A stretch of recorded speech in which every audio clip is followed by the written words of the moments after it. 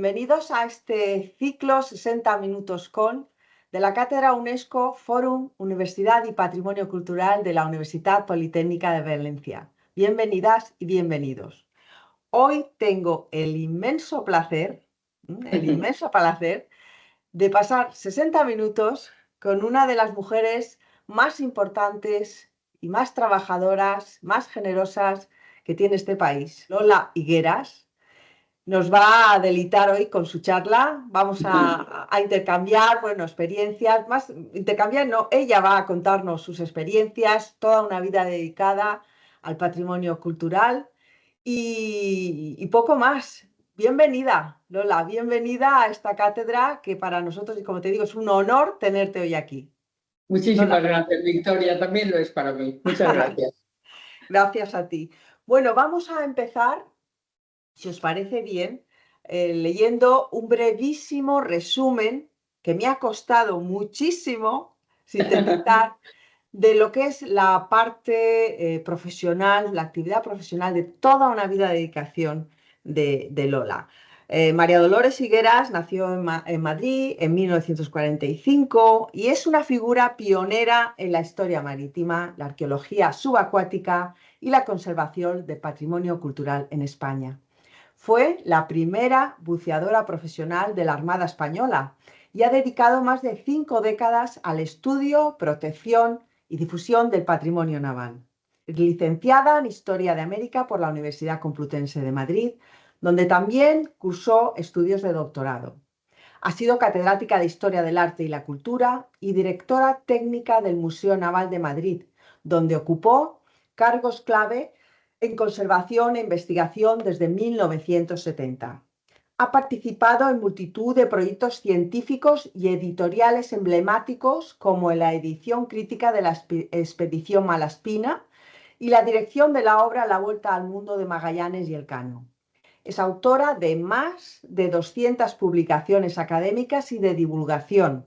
Ha coordinado exposiciones nacionales, internacionales y ha representado a España en foros culturales y científicos de referencia mundial. Su impacto en la cultura oceánica y la historia marítima la ha hecho merecedora de múltiples distinciones, entre ellas la Cruz del Mérito Naval, el Premio Periplo a la Investigación y el Premio MaxBlue a la Trayectoria Científica y Oceánica. Y uno más que está por venir, ya que la Universidad Politécnica de Valencia tiene el honor de proponerla, y así será, doctora honoris causa por nuestra universidad. Ya les invitaremos que en septiembre estén pendientes para que puedan ver su investidura.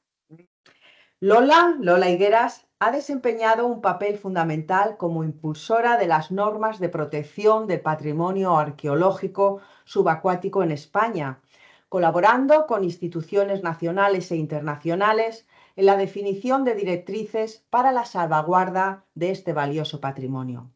Su voz ha sido decisiva en la incorporación de criterios científicos, éticos y sostenibles en la conservación y recuperación del patrimonio sumergido. En los últimos años ha centrado su labor investigadora en la recuperación de la necesaria memoria histórica de las mujeres españolas en las Indias, tema al que ha dedicado su más reciente libro, Despertar del Olvido. Una obra esencial para comprender el papel decisivo de las mujeres en la construcción de la sociedad indiana en el siglo XVI. Más allá de su brillante trayectoria profesional, es ampliamente reconocida por su excepcional calidad humana, su generosidad intelectual y su capacidad para transmitir el conocimiento con pasión, claridad y cercanía. Hoy lo vamos a ver. Su incansable labor como divulgadora ha acercado la historia naval y el patrimonio cultural marítimo a públicos de todas las edades, convirtiéndola en un referente también en el ámbito de la educación y la sensibilización cultural. Lola Higueras es hoy una referencia indiscutible en la historia naval, la arqueología subacuática y la historia cultural de género, y su trayectoria constituye un modelo ejemplar de servicio público, rigor intelectual y compromiso con el patrimonio común de la humanidad. Casi nada Muchas Casi nada, gracias, Lola, Victoria, casi muchas nada. gracias. La verdad es que aún me pellizco y no me creo que estés ahora, bueno, aquí con nosotros, siéntete como en tu casa. Y si te parece, pues vamos a empezar un poquito nuestra charla. Pues vamos a Adelante. ir al principio, al principio. Hace poco me mandabas unas imágenes muy bonitas de un monumento que había hecho tu padre. Tu padre era escultor en Palencia, en un pueblo de Palencia, y algo que ponías tú allí era que la importancia de mantener y de mantener viva esa memoria. Creo que tu padre ha sido una persona muy importante para ti y para tu, en fin, para iniciar tu vida profesional. ¿Qué Sí, me sí. puedes contar o qué me cuentas de esa primera etapa de tu vida, Lola? Pues mira, lo primero que tengo que decir es que soy una persona muy afortunada porque he tenido la posibilidad de convertir en profesión todas mis grandes pasiones. Eso es una cosa muy poco corriente y yo lo agradezco extraordinariamente porque ha sido la parte más importante de la felicidad de mi vida profesional. Pero mira, es muy curioso que yo, que he tenido esa vocación tan temprana por la mar y por el mundo americanista, sin embargo, procedo de una familia de artistas, de grandes artistas. Mi padre escultor, mi abuelo grandísimo escultor también, por parte de mi madre la música, Lola Ruiz Aragón, que es el gran referente de la música en el siglo XX, mi hermana Ana, extraordinaria cantante, muchos años en Viena, persona extraordinaria en el ámbito de la música. Mi sobrino Jaime, artista también, un gran artista en todos los sentidos, artista digital reconocido en el mundo, un gran músico que ha hecho con su madre cantidad de discos como pianista formidable. La música y las artes plásticas han sido mi vida, mi entorno y una de mis grandes pasiones. Sin embargo, yo desde muy niña, Victoria, tenía claro que yo lo que quería era hacer algo relacionado con el mundo americano, con la mar, con las aventuras en la mar.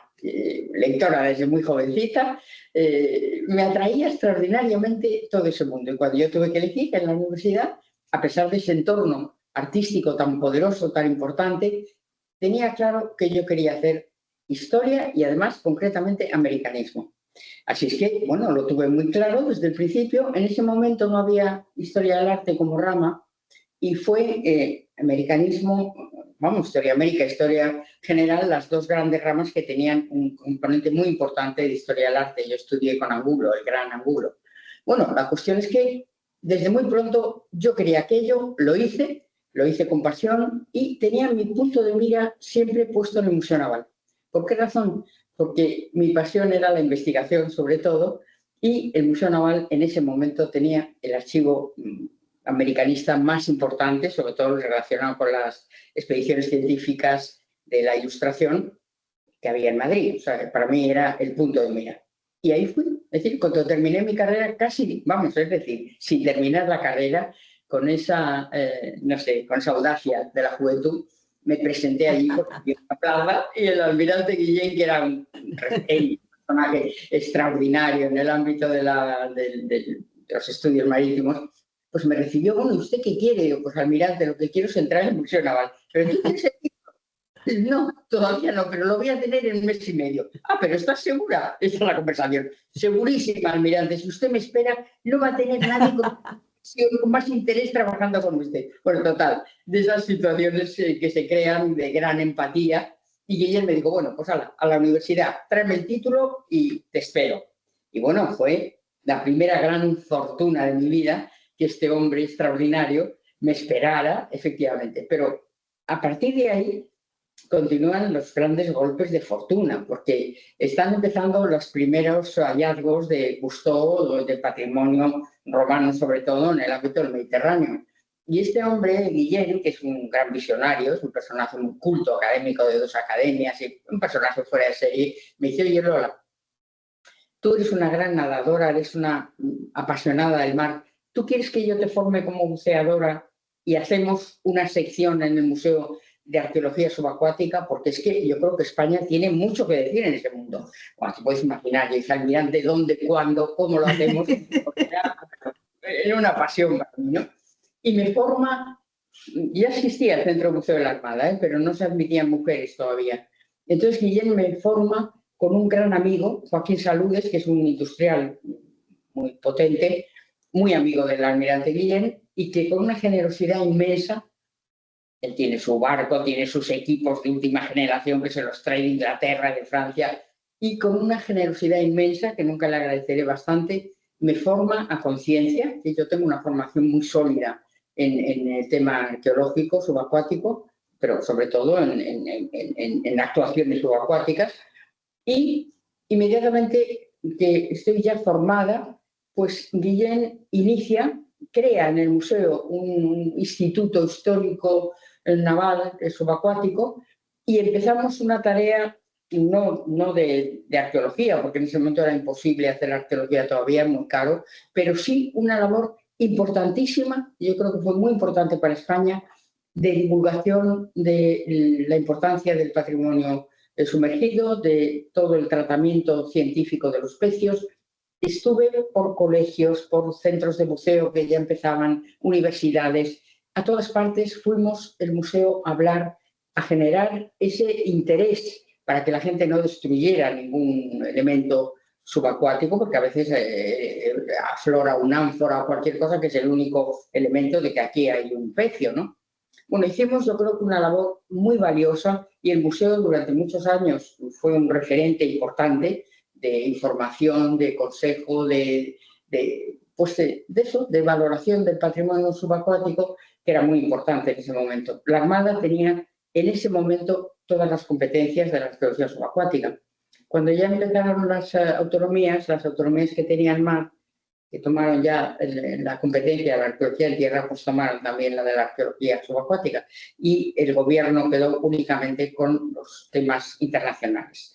Pero bueno, ahí estuvimos nosotros y seguimos estando como asesores, como divulgadores, como sobre todo informadores de cómo se debe tratar el patrimonio subacuático, que si ahora hablamos de ello, pues os lo comentaremos, porque es sumamente peculiar, es especial y importante saber cómo hacerlo, ¿no?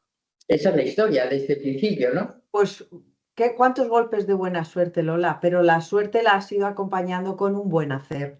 Es que si no Bueno, hubiera sido imposible. Eso hubiera sido imposible todo lo que has hecho. Lola la buceadora, ¿es verdad que te llamaban así?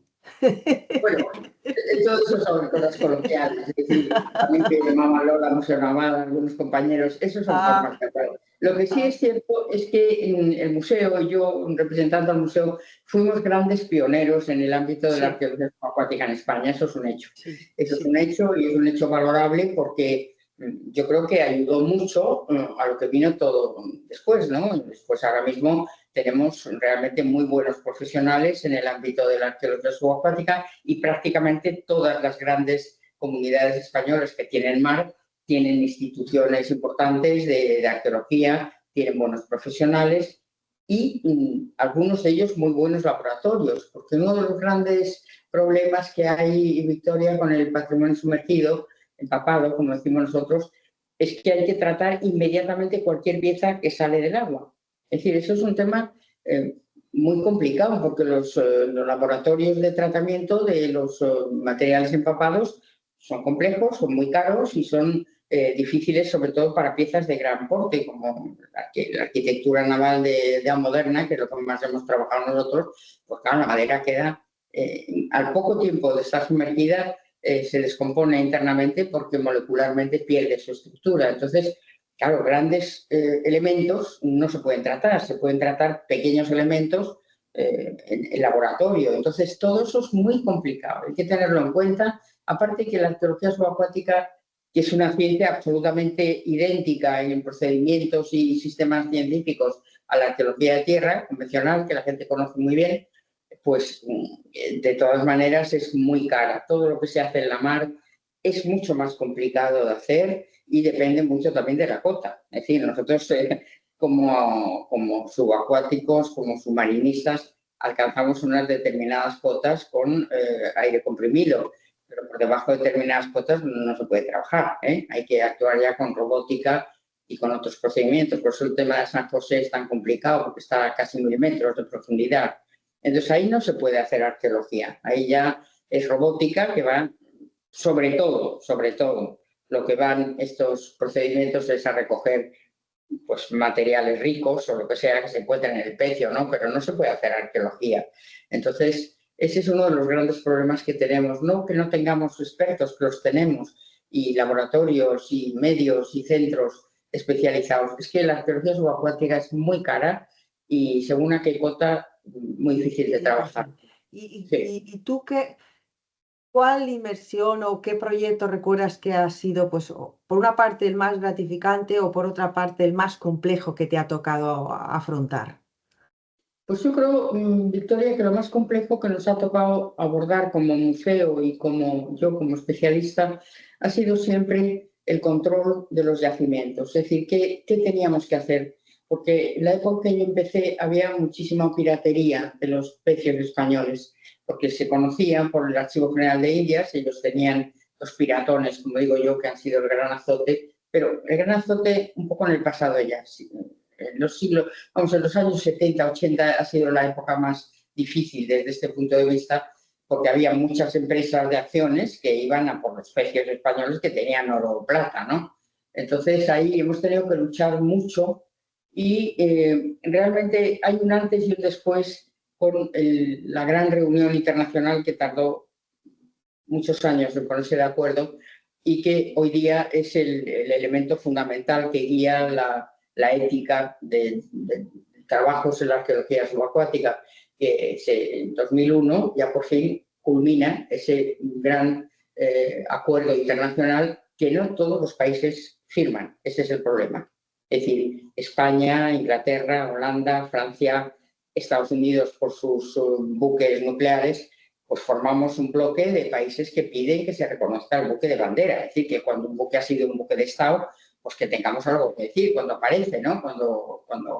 Si podemos documentar que España puede, porque tiene una burocracia archivística impresionante, que se hicieron intentos de recuperación en el momento y que efectivamente era un buque de Estado. Pero es que hay muchos países, algunos muy importantes de Hispanoamérica, por ejemplo, Colombia, que no firmó ese protocolo, por lo cual no reconoce en absoluto el buque de bandera y por eso tenemos tantos problemas ahora con el San José, porque Colombia no firmó ese protocolo. Y luego muchos pequeños países que tienen pecios hundidos, de España y de otros países, y que nunca firmaron porque dijeron, bueno, nosotros no tenemos patrimonio, pero lo que está en nuestras aguas es nuestro y de ninguna manera vamos a reconocer el buque de bandera, ¿no? Entonces, bueno, pero de todas maneras, yo creo que ese 2001 es un punto de partida fundamental para la ética de los trabajos subacuáticos, porque la mayor parte de los países importantes firmaron y por eso nosotros hemos empezado a ganar pleitos a las sociedades estas de acciones, porque América nos reconoce el derecho de bandera. Entonces hemos tenido unos éxitos últimamente importantes. Y con respecto a España, yo querría mencionar el libro verde, el famoso, que no sé si saldrá ahí o no. Sí que sale. Libro verde, Green Paper, sí. La arqueología subacuática española es muy importante, ahí trabajan los grandes expertos, el museo estuvo también informando y dando opinión. Y es también un antes y un después de lo que es el protocolo esencial de trabajo en la arqueología subacuática en España. De manera que estamos en un momento, yo diría que bueno, aunque digamos que las actuaciones en arqueología subacuática siguen siendo muy medidas, por esto que te digo, porque es muy caro, porque es una actividad muy cara y porque la conservación sigue siendo un problema muy complicado.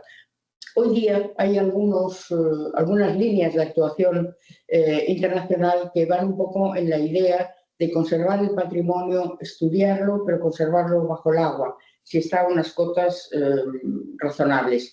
Por ejemplo, los grandes hallazgos de Alejandría, en Egipto, se está pensando seriamente, porque están a muy poca profundidad, pues trabajarlos, estudiarlos y observarlos desde tierra con plataformas, digamos, transparentes, ¿no?, donde se pueda observar ese patrimonio in situ, sin sacarlo. Hay ya proyectos en Israel, proyectos en China, porque realmente yo creo que es un poco el futuro por donde circulan las ideas más importantes del patrimonio subacuático.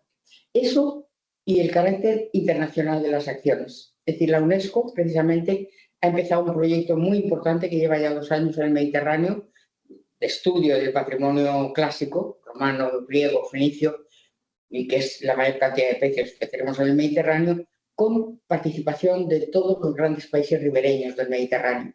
Yo creo que por ahí van las cosas. Es decir, nosotros también con Hispanoamérica tenemos ahora un proyecto muy importante con México para el Juncal, que es un barco muy importante. Por ahí deberían ir las cosas, es decir, compartir gastos, compartir experiencias, compartir ciencia y tecnología para poder sacar adelante algunos de los pecios más importantes que tenemos por el mundo. Estas coaliciones lo importante que son, porque hace más el que quiere que el que puede, evidentemente. Claro. Y el tema de la prevención, Lola, ¿tú cómo lo valoras o cómo la conservación preventiva, el hecho de prepararse para que las cosas no sucedan? ¿Qué aspectos serían o son importantes para ti? La sensibilización, que entiendo, la divulgación, la buena normativa, las leyes, sí, sí. aspectos punitivos. Sí, yo creo que todo ese conjunto de cosas que vamos haciendo, es decir, normativa internacional, normativa nacional, importante, pero siempre tenemos, en este momento tenemos una actitud más favorable porque en los siglos 70, 80, no estábamos muy seguros de si convenía realmente documentar lo que teníamos y dar pistas al que no convenía, o convenía tener bien documentado los pecios españoles, que es muy difícil porque tenemos por el mundo entero, pero por ejemplo en el Museo Naval tenemos prácticamente 2.000 pecios importantes localizados, documentados perfectamente. Ahora ya estamos en la línea efectivamente de documentar para poder proteger, pero es difícil proteger. Es difícil proteger porque muchos de estos pecios que están sobre todo para el siglo XVI y XVII, entre Indias y Simancas, 18 más bien, los archivos ya de la Armada Española, están documentados a veces, muy bien documentados, pero el siglo XVI, que son los que más importa a la gente por los tesoros que podían trasladar o porque tampoco teníamos mucha documentación porque no hay planos de la construcción naval, y entonces cualquier elemento que aparece de la moderna, sobre todo siglo XVI, principios del XVII, hasta que empiezan a producirse los planos de construcción naval, pues realmente son muy valiosos. Cualquier detalle que nos den de la construcción naval para el arqueólogo es fundamental. Entonces, finalmente, creo que estamos en la línea de documentar. Pero el siglo XVI, hay que decirlo, es muy difícil encontrar un pecio que tú quieres documentar en archivo, a no ser que tengamos la referencia de tierra. Entonces sí, si lo tenemos en alta mar, es muy difícil, porque en el siglo XVI, como bien conoces, todavía no podíamos calcular la longitud. La longitud es un tema que depende del tiempo fiable a bordo. Y claro, en esa época tenemos la ampolleta solamente, no tenemos hasta el siglo, bien entrado el siglo XVIII, no tenemos cronómetros ingleses que abren unas posibilidades inmensas con el cálculo de la longitud al posicionamiento real. Pero en esta época 16 no. O sea que aunque tengamos documentado dónde está el pecio, ve y encuéntralo. Muy difícil, ¿eh? Porque no tenemos bien calculada la longitud. Entonces, normalmente con la latitud es muy difícil localizar un pecio, sobre todo si está a una determinada profundidad. En fin, eso también nos ha salvado de muchos piratones, porque ellos se ponían a buscar aquello y no lo encontraban, ¿no? En fin, ahora mismo es mucho más fácil con los sistemas que hay de posicionamiento y de penetración de fotografía submarina, pero seguimos en el mismo tema dificilísimo de abordar. Podemos documentar y podemos posicionar, pero abordar una excavación como Dios manda sigue siendo un problema, ¿eh? Muy complejo. En fin, ese es el camino que tenemos, no tenemos otro, ¿eh? Tenemos pecios por todo el mundo. España tiene pecios por todo el mundo, porque navegó realmente todos los océanos de la Tierra. ¿Y piensas, Lola, que la sociedad es suficientemente consciente de que estos expolios no solamente enriquecen a unos pocos, sino que es un delito contra la propia cultura de todos, de la humanidad y de este país, de España? ¿Cómo percibes tú ahora mismo a la sociedad en este aspecto? ¿Estamos concienciados o bueno? Sí. Hemos avanzado muchísimo desde que nosotros empezamos en el museo. Todas estas campañas, se ha avanzado una barbaridad. Luego los documentales, toda la información que hay sobre el patrimonio sumergido, que es muy espectacular además, yo creo que ha ayudado mucho a concienciar el valor que tiene el pecio. Es una cápsula del tiempo, como digo yo, ¿no? Es una maravilla. Se hunde con una construcción naval importantísima, con una cultura material importantísima, es también la historia del comercio, es la historia de la vida a bordo, es un elemento históricamente de un valor incalculable. Y yo creo que todo esto ya está trascendiendo claramente a la sociedad. Es decir, yo creo que sí, que hoy día sí se sabe lo que es un pecio, el valor que tiene un pecio y también la dificultad que tiene abordar una excavación convencional de un pecio de este calibre. Yo pienso que en ese sentido sí, hemos avanzado mucho y la sociedad tiene una conciencia siempre relativa, Victoria? Porque yo siempre digo en mis conferencias, cuando hablo también de historia marítima, que España, que es un país tan formidable, y los españoles que lo somos también, vivimos de espaldas a nuestra historia. Somos muy poco conscientes de lo grandes que hemos sido en la historia de la humanidad, en la historia del descubrimiento del mundo. Esa era mi próxima pregunta. Eso es un hecho. Yo desgraciadamente, pienso que es así y que sigue siendo así. Sí. Es que, bueno. ¿Qué nos pasa? ¿Qué nos pasa? ¿Qué nos pasa? Para todo, vale para todo. ¿Qué nos pasa? Con lo grandes que hemos sido, la importancia del trabajo que hicieron las personas que nos precedieron. Así es. Yo creo que España ha sido muy grande. Es decir, la empresa de España en América, en el Pacífico, en el siglo XVI, que últimamente, aunque mi gran especialidad es las expediciones marítimo-científicas de la Ilustración y la Marina Ilustrada, pero últimamente, desde que empecé con los libros estos de la Vuelta al Mundo y todo esto, me he sumergido especialmente en el siglo XVI. Y realmente la España del siglo XVI es extraordinaria. Es decir, lo que hicimos en la navegación oceánica, en la expansión americana, en la expansión por el Pacífico, en apenas 80 años, Victoria, es una cosa que no se puede comparar con la gesta de ningún otro país. Y la ética y digamos, la ley, el corpus legal con el que España hizo la gesta de América es incomparable. La gente no lo conoce suficientemente, es incomparable, es extraordinario el valor que la corona concede a las culturas indígenas, la importancia que concede. Ahora quiero entrar un poco más en este tema de la mezcla de culturas, de la mezcla de razas, hasta qué punto la corona española en el siglo XVI, cuando el indio no era considerado ni persona, las leyes de Indias, la corona española, la reina Isabel, la gran reina Isabel, que dice, nada más empezar nuestra expansión, el indio americano es un indio libre, es un vasallo de la corona de Castilla, con todos los derechos de los vasallos de la corona de Castilla. Es una cosa para la época absolutamente insólita y, desde luego, desde el punto de vista moral, extraordinario. Así es que, bueno, tenemos que ser un poco más conscientes, valorar un poco más todo lo que hemos hecho en América, todo lo que hicimos en el Pacífico. En apenas unos años, España recorrió ese espacio gigantesco que ni se conocía en Europa, porque, bueno, siempre descubrimiento, Victoria, hablando matizado. Sí, Europa, sí, no hay disensibilidades.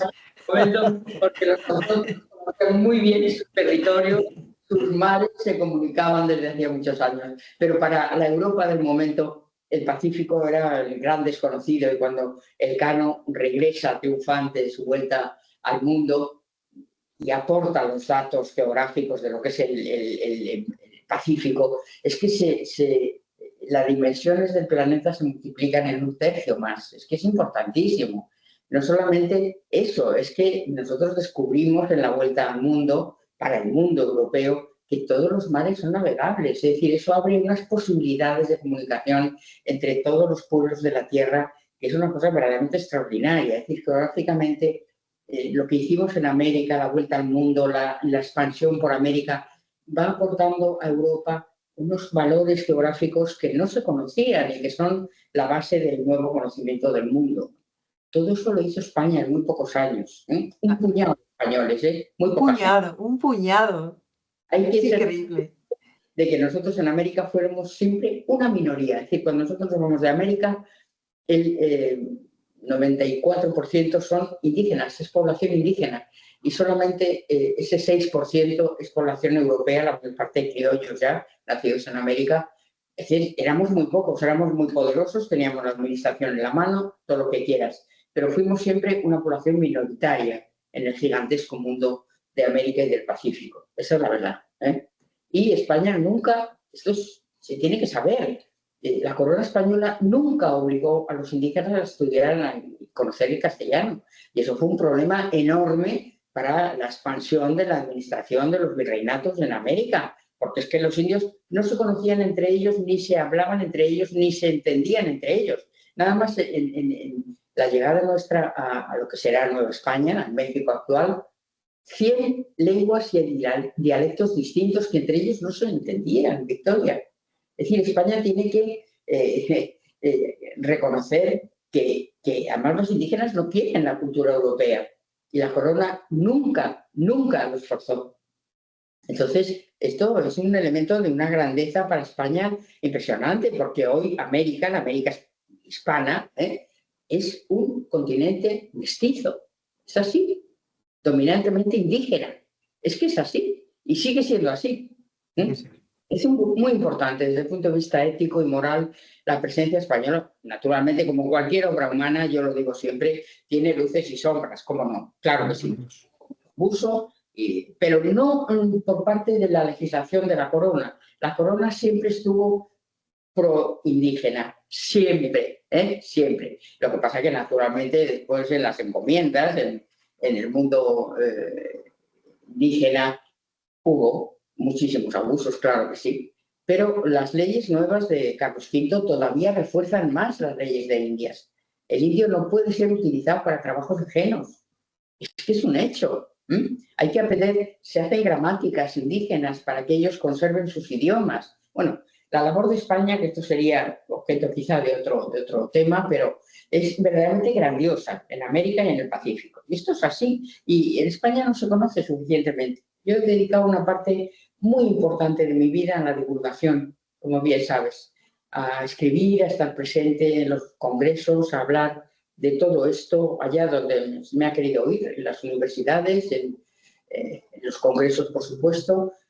He trabajado muchísimo en las publicaciones, porque muchas veces decimos, quejamos, no, España no está presente en los descubrimientos. Es que los libros de divulgación, de síntesis, que los han hecho sobre todo los sajones, se trabajan con libros publicados, ellos no van a los archivos. Entonces, si nosotros no publicamos, no estamos. Y esto es una experiencia que yo puedo demostrar, porque cuando desde el museo, con las grandes publicaciones que se han hecho y sobre todo la gran serie de Ciencia y Mar que puso en pie Lumber, que eso nunca se lo agradeceré bastante, pues hicimos una serie de obras de investigación importantísimas, de instrumentación, de cartografía, de expediciones españolas por el mundo. Publicamos grandes facsímiles de obras fabulosas que estaban todavía en los archivos. Oye, y de forma como ellos además publicaban los textos en inglés, tú puedes publicar, pero si no publican en inglés, tampoco estás. Tampoco estás, esa es otra. Esa es otra. No, pero entonces con esa política yo he podido comprobar que casi inmediatamente empezamos a estar en las grandes síntesis. O sea, es un problema de que no publicamos suficientemente lo mucho que hicimos. Esa es mi opinión. Y luego, Lola, ¿qué piensas de cómo se reinventa la historia según la conveniencia? Pues no hace, bueno, hace un par de años mi hija y yo estuvimos en el Estrecho Magallanes, fuimos a la Patagonia chilena, bueno, fue una experiencia maravillosa. Quedamos marcadas de por vida de aquello. Y paradójicamente yo ya iba pues conociendo el tema, habiendo leído, había visto documentales de toda esa experiencia, de toda esa travesía. Luego allí me llamó la atención de que se reinventaban la historia, se la reinventaban para el interés de otras potencias, casi siempre anglosajonas. Pues el primero que llegó fue digo, estas personas es que no saben de historia, ellos mismos se lo reinventaban pues para seguir los intereses de esa zona. Yo me quedé sorprendida que a veces dices, uff, ya al final ya no sabe uno qué creerse.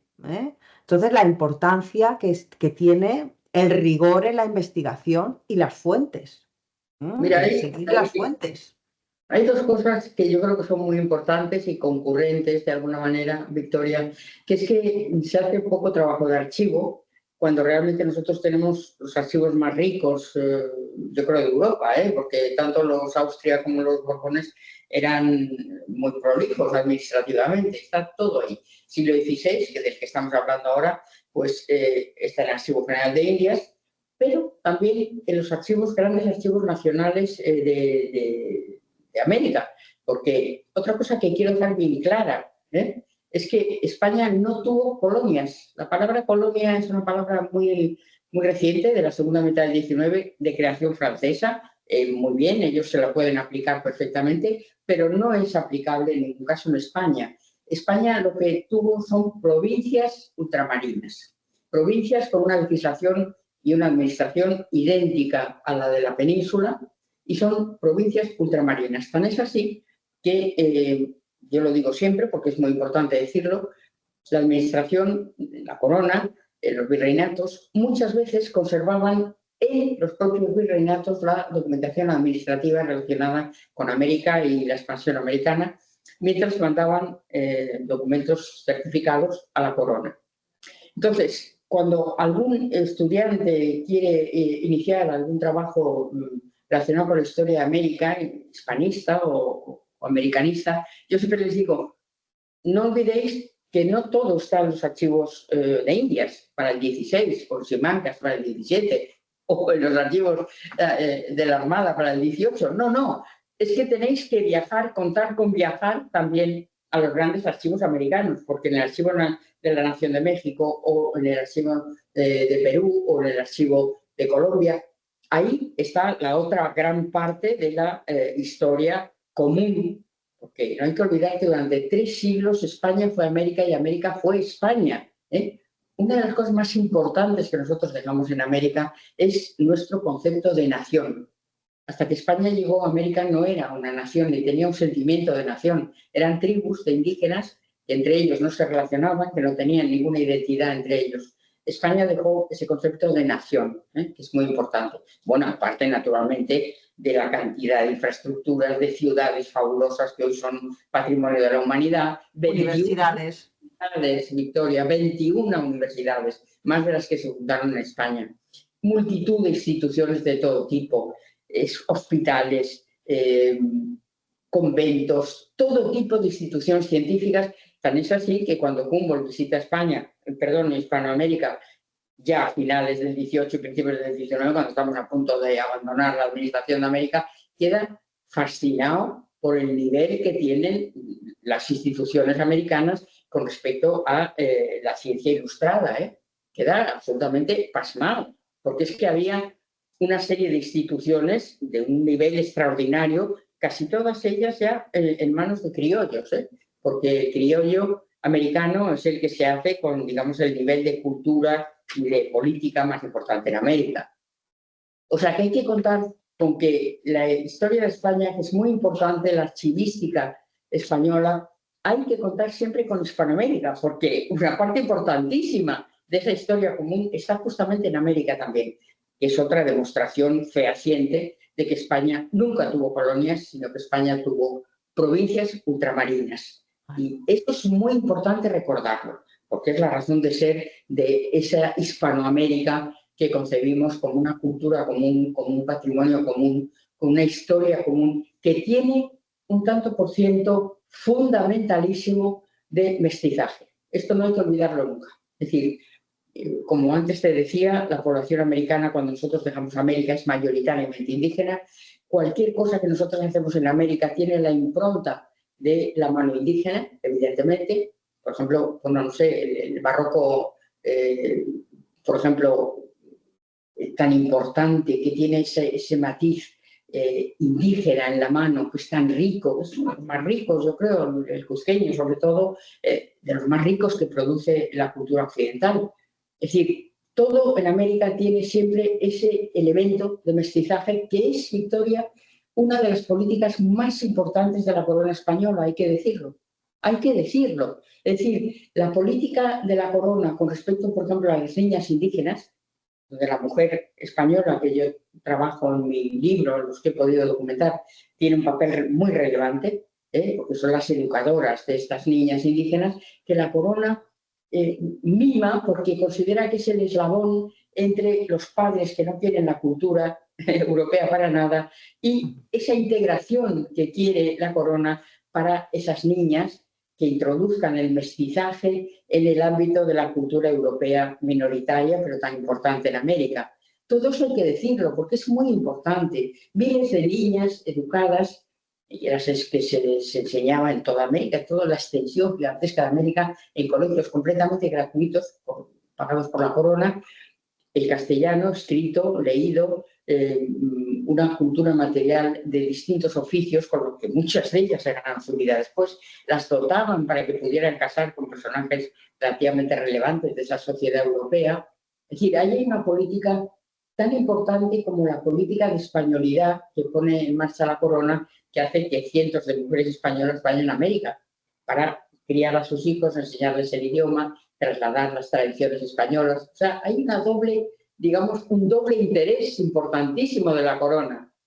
Las mujeres españolas que viajan a América... Aquí quería llegar yo.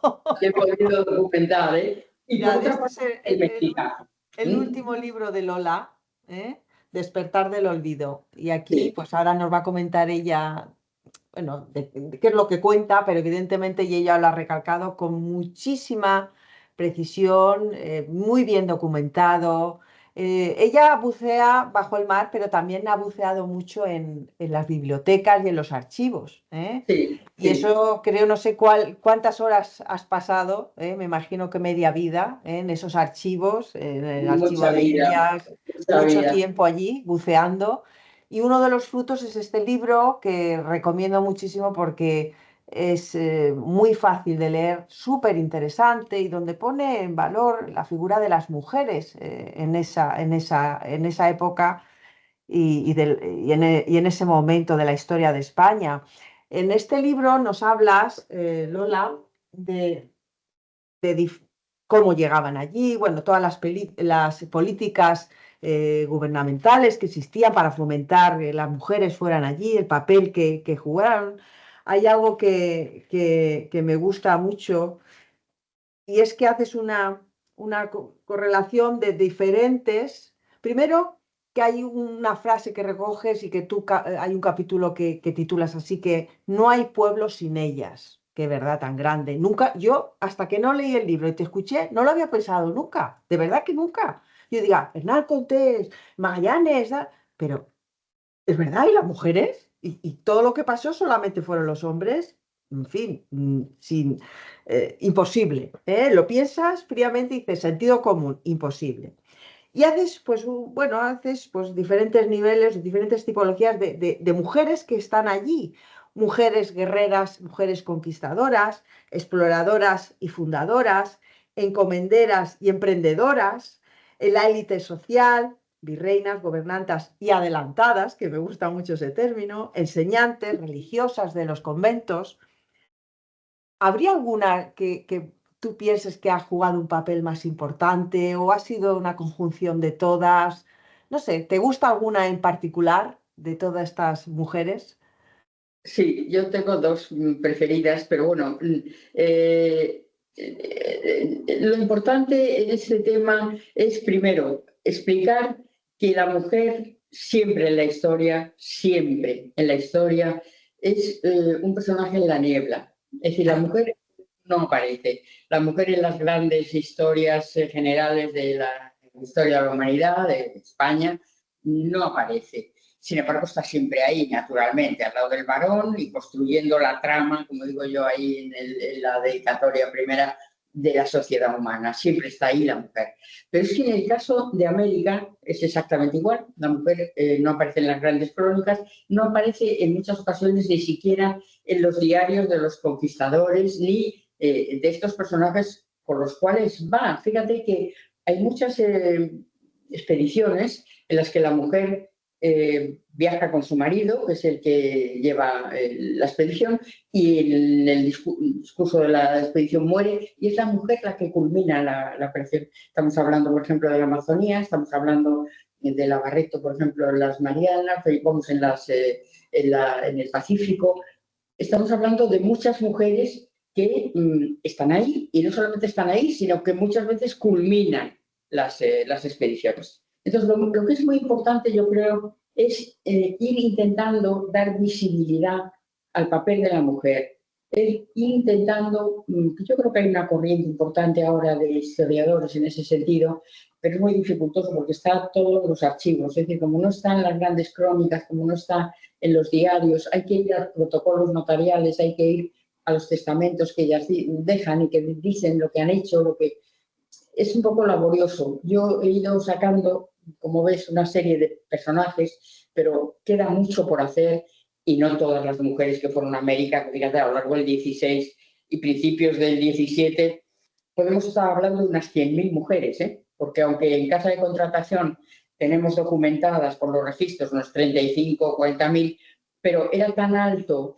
como pasa ahora, el tráfico ilegal, o sea que ellas se contrataban porque no tenían los permisos, no tenían lo que fuera, se contrataban directamente con los maestres y viajaban, digamos, ilegalmente. O sea que los expertos en este tipo de temas te dicen que más o menos, aunque haya unas 40.000 registradas, podemos hablar de unas 100.000 que realmente viajaron a América. Pues son muchas mujeres que sin duda tuvieron mucha adversidad, muchos caminos distintos. Unas iban buscando a los maridos que luego no localizaron, otras se casaron con encomenderos mayores y heredaron sus encomiendas, otras fueron educadoras, ¿eh? Esta es una de mis grandes predilecciones porque hicieron una labor extraordinaria con las niñas indígenas, como te acabo de explicar. Eran mujeres de un carácter enorme, porque tú fíjate que a veces viajan a España, a la corona, a protestar al rey de que sus escolares han sido agredidas por un personaje y el virrey no les hace caso. Bueno, son mujeres de un carácter extraordinario, porque la cosa que hay que decir, es muy importante, es que el nivel de comunicación entre América y España, vamos, la península, en este momento es enorme, porque tanto los Austria como los Borbones, especialmente los Austria del siglo XVI, por ley obligan a una transparencia total, a una libertad de expresión total. O sea, los súbditos se pueden dirigir al rey directamente protestando, exigiendo, documentando lo que han hecho, y lo mismo entre familias. O sea, el nivel de información que hay entre España y América en esta época es enorme, justamente por esta capacidad que los Austria proporcionan de libertad absoluta. O sea, la casa de contratación recibe la correspondencia y la que va dirigida al rey la entrega directamente al rey. Es una cosa verdaderamente insólita también para la época, ¿no? Pero todo esto da digamos, un nivel de información insólito para la época entre la gente que, súbditos castellanos que están en América y los súbditos castellanos que viven en la península. Todo esto es muy interesante y, claro, el tema de la mujer es para la corona esencial, como os decía al principio, porque la manera de españolizar esa pequeña sociedad indiana, joven, por construir, muy lejana de la península, son las mujeres que llegan, se casan con españoles allí, dan a luz a los criollos, que va a ser la parte de la sociedad más potente de las Indias, que van a desarrollar además una idiosincrasia muy particular, Victoria, porque el criollo, enseñado por su madre en el castellano, en las tradiciones españolas, en la religión española, etc., sin embargo, tiene ya una impronta propia que la da el territorio, que la da América. Qué bonito. Es muy interesante porque el criollo dice en ocasiones, es que tengo más derecho a la tierra americana que el propio indígena, porque el indígena la vive, pero yo la estoy convirtiendo en riqueza, la naturaleza americana la estoy convirtiendo en riqueza, en prosperidad. Bueno, este es un sentimiento que va creciendo en toda América por cuenta de los criollos y que va a tener una trascendencia muy importante después en el proceso de independencia. Porque la independencia está promovida fundamentalmente por criollos también, criollos cultos, que van desarrollando ese sentido de posesión del territorio y de la América y una idiosincrasia muy particular que es la que después va a hacer posible ese nivel de deseo de independizarse. Pero sobre todo de independizarse, fíjate, Victoria, la independencia de América yo no creo que sea, muchos expertos como yo lo piensan así, un rechazo de la corona, una independencia de la corona española, es más bien un rechazo de la vuelta al absolutismo.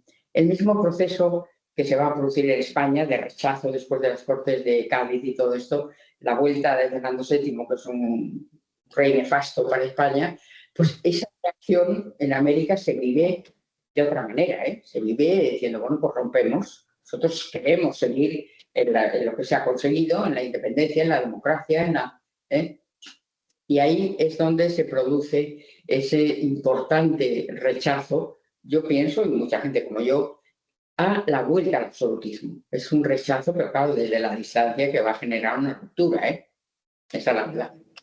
En fin. Nosotros hace 15 días celebramos aquí en Valencia el segundo encuentro de cátedras UNESCO iberoamericanas en patrimonio cultural.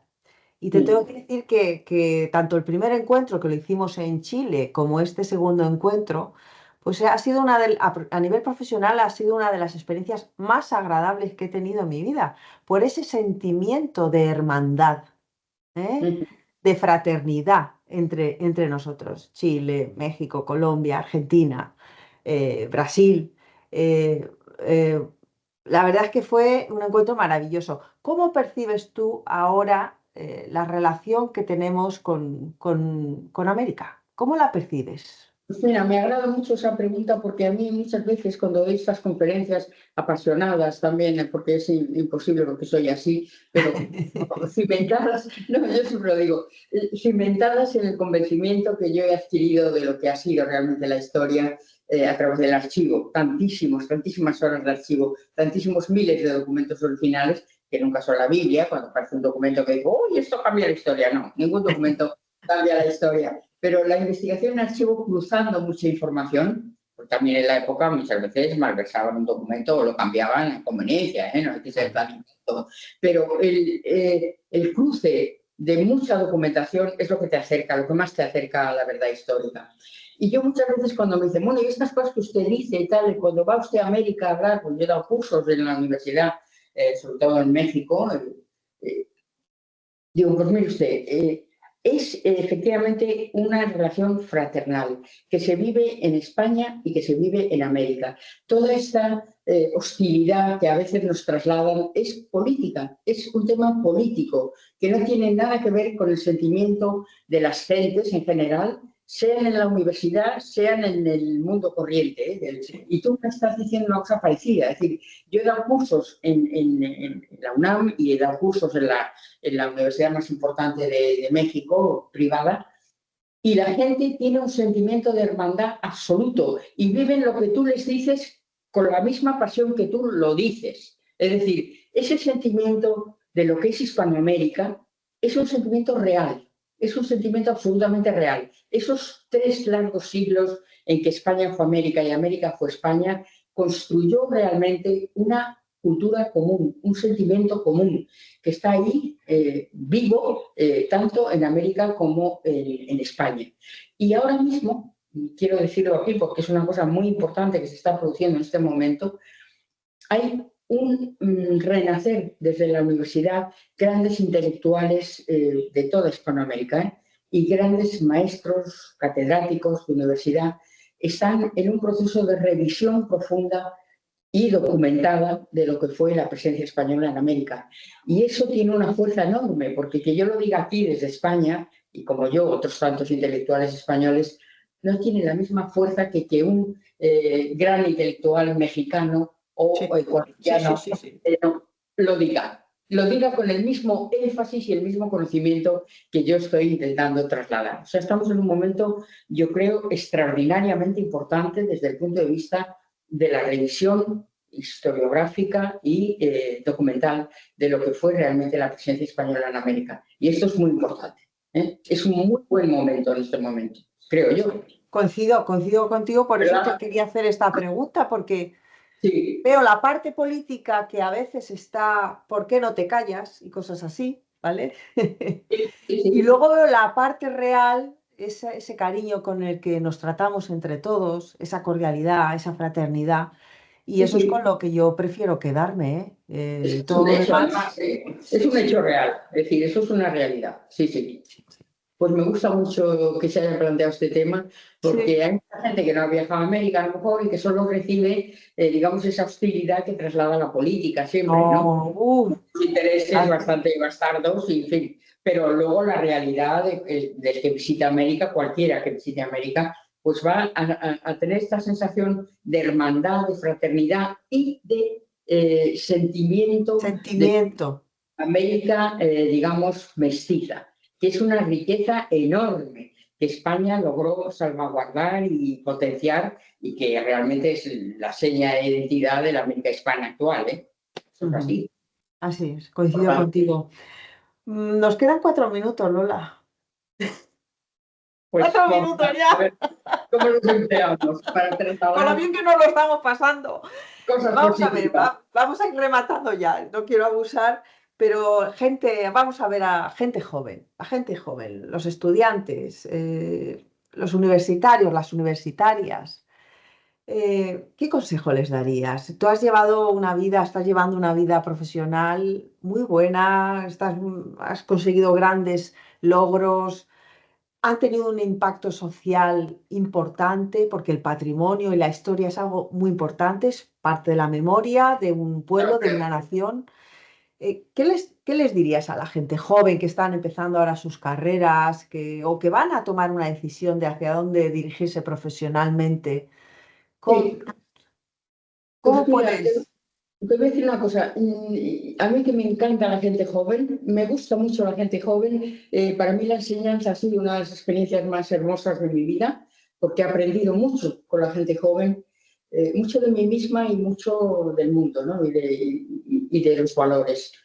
Y yo creo que la gente joven lo tiene un poco difícil en este momento, Victoria, porque tienen una maraña de influencias negativas, yo diría que negativas, es decir, hay un desprecio total por la autoridad, por la excelencia, por el esfuerzo, y para mí eso es la base de la vida, de la base de la vida humana, en la vida personal de las personas, pero también en el trabajo. Es decir, para mí lo más importante de todo es reconocer la autoridad de los que han ido por delante de ti, sean tus padres, sean tus maestros, sean las personas que lideran la empresa donde tú estás. Es muy importante reconocer la autoridad. Es muy importante buscar la excelencia. Ahora mismo está totalmente desprestigiada. Es decir, todo vale, los aprobados se regalan, aquí pasa todo el mundo. No. La lucha por la excelencia, por dar lo mejor de uno mismo, por superarse y el trabajo. A mí me parece que la perseverancia y el trabajo, el esfuerzo, lo que yo llamo el esfuerzo, es esencial para la vida y para el trabajo. O sea que yo les aconsejaría, por encima de todo, valorar la autoridad, valorar el esfuerzo, valorar la excelencia y vivir intentando hacer lo que a uno le gusta hacer, porque es que el trabajo son muchas horas de la vida. Hay que luchar por lo que uno quiere hacer, cuando lo tengas claro. Si no lo tienes Sí, claro, pues eso es es más difícil. importante. Hay mucha gente que tiene una vocación clara y la tiene difícil porque, bueno, luchar por la vocación, luchar por lo que queréis hacer, por lo que os gusta, por lo que os atrae. Es muy importante en la vida trabajar con alegría y con vocación. Así es que, bueno, ese es mi mensaje para la gente joven, a la que estimo muchísimo, en la que confío muchísimo y en la que espero lo mejor, la Claro que verdad, sí, porque son nuestro futuro. desde Son luego. esas pepitas de oro que tenemos, ¿eh?